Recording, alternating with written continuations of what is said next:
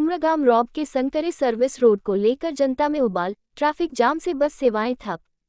उमरागाम railway overbridge Rob के पश्चिम दिशा में बने संकरे सर्विस रोड को लेकर विवाद गहराता जा रहा है।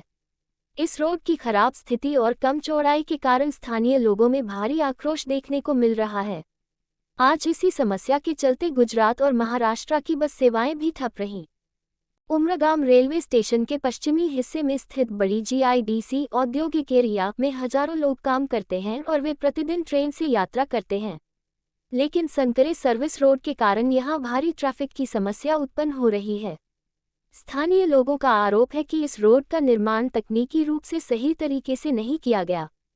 विवाद की मुख्य वजह यह है कि रेलवे फाटक के पूर्वी हिस्से में 15 मीटर का मार्जिन छोड़ा गया है, जबकि पश्चिमी हिस्से में केवल 13 मीटर का मार्जिन रखा गया है। लोगों का सवाल है कि जब एक तरफ 15 मीटर का रास्ता संभव था, तो दूसरी तरफ क्यों नहीं?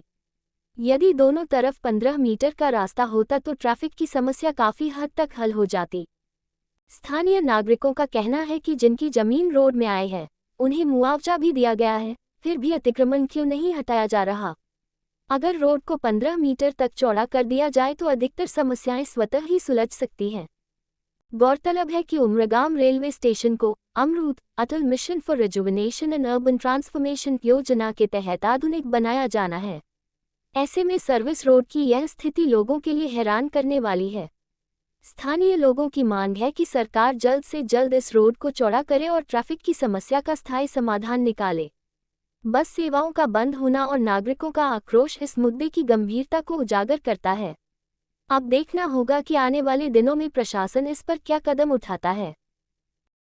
उमरगांव स्टेशन पश्चिम विभाग बाजू मोटी जीआईडीसी आवेली है અને આમાં કેટલા લાખો મજૂરો કામ કરે છે ને બધા જ મજૂરો આ ઉમરગાંવ પશ્ચિમ વિભાગથી જ ટ્રેનો અવર જવર તથા ટ્રેનોને ત્યાંથી પકડે છે।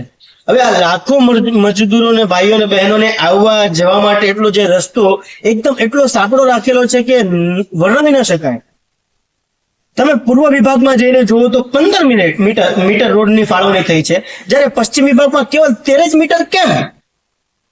આજે ઉમરગાંવની જનતાની અંદર એટલો બધો આક્રોશ ભેગો થયો છે કે જ્યાં સુધી કહે છે ને કે રબરને જ્યાં સુધી ખેંચાય ત્યાં સુધી જ ખેંચવું જોઈએ, હવે રબરને તૂટવાની સંભાવના આવી ગઈ છે।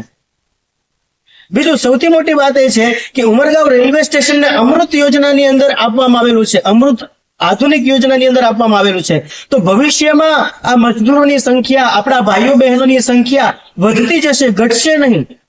તો એના માટે સૌથી મુખ્યત્વે કાર્ય એ કરવું જોઈએ કે આ રોડ મોટો થાય અને એની અંદર અવર જવર સુવિધા સારી બની રહે। અત્યારે તમે આવીને જુઓ તો આ રોડની અંદર ફાયર બ્રિગેડ, એમ્બ્યુલન્સ એ પણ વ્યવસ્થિત રીતે આવી શકે તેવો રસ્તો નથી। હવે ન કરી નારાયણ કદાચ ભવિષ્યમાં કંઈક સ્ટેશન વિસ્તારની અંદર કંઈક એવી પરિસ્થિતિ આવીને ઉભી રહે કે આપણે ફાયર વિભાગને બોલાવવો પડે તો આવો રસ્તો જ નથી, આવીને શું મદદ કરી શકે, કઈ રીતે મદદ કરી શકે?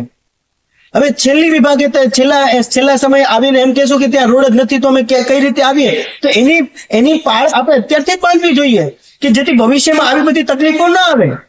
સુરતમાં પણ અગ્નિકાંડ થઈ ચુક્યો છે, આપણે જોઈ ચુક્યા છે, બરાબર? તો એવી રીતે સુવિધાઓ થવી જોઈએ કે ભવિષ્યમાં આવનારી પબ્લિકોને, આવનારા દરેક સમાજને પણ કોઈ પણ પ્રકારની તકલીફ ન આવી જોઈએ, એ પ્રમાણે આ રોડની ફાળવણી તથા રોડની કારીગરી થવી જોઈએ।